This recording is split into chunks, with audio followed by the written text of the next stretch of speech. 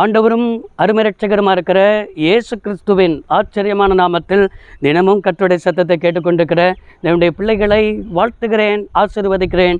நீங்கள் ஆசீர்வதிக்கப்பட்டவர்கள். இந்த நாளிலும் கூட ஆண்டவர் உங்களை பார்த்து சொல்கிற ஒரு வார்த்தை, கலங்காதே, அப்பா இருக்கிறேன். நமக்கு ஆண்டவர் எப்படிப்பட்டவராக இருக்கிறார்னா, அவர் நல்ல தகப்பனாக இருக்கிறார். அந்த நல்ல தகப்பன் தான் இன்றைக்கு அப்பா பிதாவே என்று அழைக்கிற புத்திர சுவிகாரத்தின் ஆவியை ஆண்டவர் நமக்கு தந்திருக்கிறார்.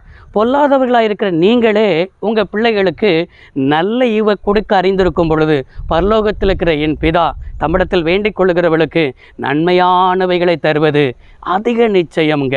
நம்முடைய வாழ்க்கையில் அப்பா இருக்கிறார் என்பதை பார்த்து கொள்ளுங்க.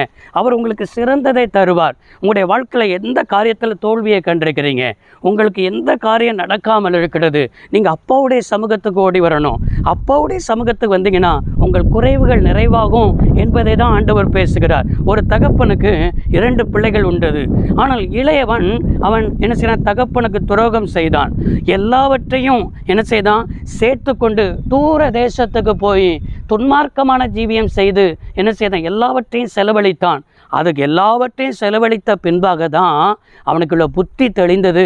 இப்போ நினச்சி பார்க்குறான், என் தகப்பன் வீட்டுக்கு போனால் எவ்வளோ கிடைக்கும், என் தகப்பன் வீட்டில் இருக்கிற வேலைக்காரர்கள் கூட என்ன செய்கிறார்கள்? வயிறு நிறைய ஆகாரத்தை உட்கொள்கிறார்களே, நமக்கு ஆகாரம் கூட இல்லையே என்று சொல்லி குறைபட தொடங்கின உடனே தகப்பன் வீட்டுக்கு போக அவன் எழும்புகிறான்.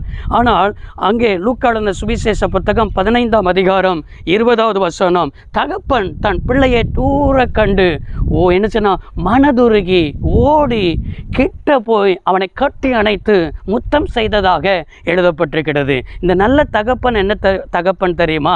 உன்னை கண்டால் போதுங்க, அவர்கிட்ட ஓடி வந்தால் போதும், அவர் மனதுருக்கம் உள்ளவர். அது மாத்திரமல்ல, உன் மனதுருகி உன்னை கட்டி அணைத்து, என் பிள்ளை இருக்கிற வண்ணமா என்கிட்ட வந்திருக்கிறான், இருக்கிற வண்ணமாக வந்தால் போதும், அவனுக்கு நான் எல்லாத்தையும் சந்திப்பேன் என்று சொல்லி அவனுக்கு என்ன சொன்ன? எல்லாம் சந்திக்கப்பட்டது. வஸ்திரங்கள் கொடுக்கப்பட்டது, பாதரட்சைகள் அணியப்பட்டது, கைகளில் மோதிரம் அணியப்பட்டது, அவனுக்கு குழந்தை கன்றுகள் என்ன செய்யப்பட்டது? அடிக்கப்பட்டது. சந்தோஷப்பட்டார் என்று சொல்லப்பட்டிருக்கிறது. நீ தகப்பன்ட்ட ஓடி வந்தால் போதும், உன் குறைவு நிறைவாகும். இன்னைக்கு இருக்கிற நிலைமையோடு ஓடிவா, ஆண்டவர் எல்லாவற்றையும் பார்த்து கொள்வார். அநேகர் சொல்லுவாங்க, நானே பாவியாச்சே, இந்த பாவத்தை செஞ்சிருக்கிறேனே, இந்த அக்கிரமத்தை செஞ்சிருக்கிறேனே, மன்னிப்பாரா? மன்னிப்பாருங்க. நம்முடைய தேவன் மன்னிக்கிற தெய்வம். அவற்றை ஓடி வரணும்னு எதிர்பார்க்கிறார். ஓடி வந்து பாருங்கள், உங்கள் குறைவுகள் நிறைவாகும், உங்களுடைய தேவைகள் சந்திக்கப்படும், உங்களை அற்புதமாக என் தேவன் நடத்துவார். நீங்கள் சந்தோஷமாக இருப்பீர்கள். உங்களோடு கூட ஒரு கூட்டத்தையும் சந்தோஷப்படுத்தி உங்களை ஆசீர்வதிக்கிற நல்ல தகப்பன். இன்றைக்கு ஜெபிப்போமா? சர்வ வல்லமையுள்ள தெய்வமே, அன்பு தகப்பனே, இந்த வார்த்தையின்படி நம்முடைய பிள்ளைகள் வாழ்ந்திருக்கட்டும், சுகித்திருக்கட்டும், அப்பாவிடத்தில் ஓடி வர உதவி செய்யும்.